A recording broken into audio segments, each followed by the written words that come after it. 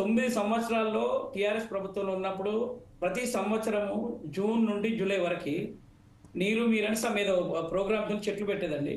పెట్టిన చెట్లని కొన్ని కోట్ల ఇప్పుడు మీరు చీఫ్ సెక్రటరీ గారికి ఒక ఆర్టీఐ ద్వారా ఒక లెటర్ పెట్టి 2 టర్మ్ల టీఆర్ఎస్ ప్రభుత్వంలో చెట్ల పెంపకానికి ఎన్ని కోట్లు ఖర్చని ఎన్ని చెట్లు పెంచారో చెప్పమన్నాడు.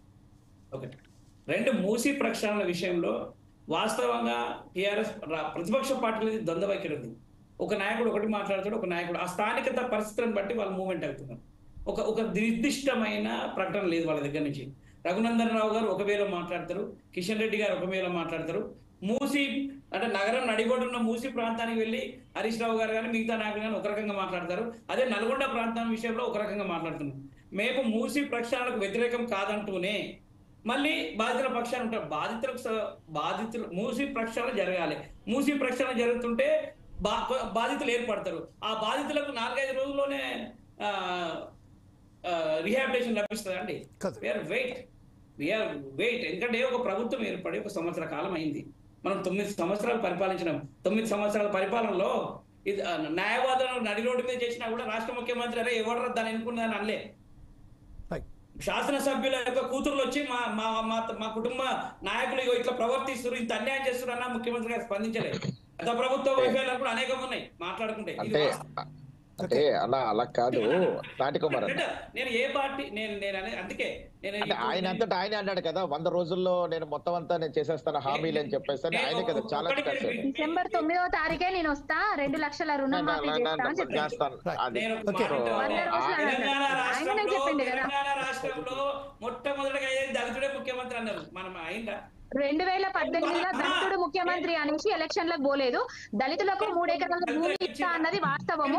3 ఎకరాల భూమి లేకపోయేసరికి 10 లక్షలు దళిత బంధు తీసుకొచ్చారు. నాది హుజరాబాద్ నియోజకవర్గమే. దళిత బంధు పథకం తోటి ఎంతమంది లబ్ధి పొందినరో దళితులు అనేది నాకు తెలుసు. మీరు మీ పార్టీ ఎజెండాతో వస్తారు, వారు పార్టీ ఎజెండాతో వస్తారు. ఇంకొక ప్లీజ్ ఇప్పుడు నాయక్ గారు వాళ్ళ పార్టీ ఎజెండాతో వస్తారు, నేను ప్రజల ఎజెండాతో రావాలి. నేను నిన్ను సమర్థించలేను, వాళ్ళని పొగడలేను. వాస్తవాలు మాట్లాడుతున్నాను. నీ పార్టీ వైఫల్యాలతో కదా కాంగ్రెస్ ప్రభుత్వం వచ్చింది. మరి కాంగ్రెస్ ప్రభుత్వం వైఫల్యాలు చెందితే వాళ్ళని కూడా పంపిస్తారు తెలంగాణ ప్రజలు. ఎందుకు నేను అనేది పార్టీలు మీకు ఒక విషయం తెలియదు. రాజకీయ పార్టీలకి ఒక విషయం చెప్పాలి, మీరు ఇచ్చిన వైఫల్యాలు లేకుండా కూడా కుట్రలు కుతంత్రాలతోటి కూడా పోవచ్చు అన్న, అధికారం కోల్పోవచ్చు. కుట్రలు కుతంత్రాలతోటి అధికారం కోల్పోయినాం టీఆర్ఎస్ పార్టీ వాళ్ళము. వినాలి, మా వైఫల్యం ఏం లేదు, కేసీఆర్ గారి వైఫల్యం ఏమీ లేదు. ఆయనకు నేను చెప్తా కదా ఎన్ని వైఫల్యాలు మీరు ఇచ్చిన, మీ రాజకీయ పార్టీలు ఇచ్చిన హామీ గాని అమలు గాని హామీలకు ప్రజలు ఉపయోగిస్తలేరు. ఈ కేసీఆర్ తెలంగాణ రాష్ట్ర ఏర్పాటు ఉద్యమంలో కీలకంగా ఉన్నాడు కాబట్టి ఆయనకు ఒకసారి అవకాశం ఇచ్చారు, మళ్ళీ ఒకసారి అవకాశం ఇచ్చారు. ఈ రాష్ట్రంలో తెలంగాణ రాష్ట్రంలో నియోజకవర్గాల్లో మీ ఎమ్మెల్యేలను ఉసిగొలిపి వాళ్ళ మీద నియంత్రణ లేక వాళ్ళ అనేకమైన ప్రజల్ని ఆ నియోజకవర్గాలలో ఎంత ఒత్తిడి గురి చేసి ఎంత అజమాయిషి ప్రజల కోపాన్ని చేశారు. తెలుసుకోవాలి పవన్ గారు. అవినీతి మీద దళిత బంధువులు అవినీతి జరిగిందని ఒక రాష్ట్ర ముఖ్యమంత్రి గారు స్పందించింది. రాష్ట్ర ముఖ్యమంత్రి గారు స్పందించింది కదా దళిత.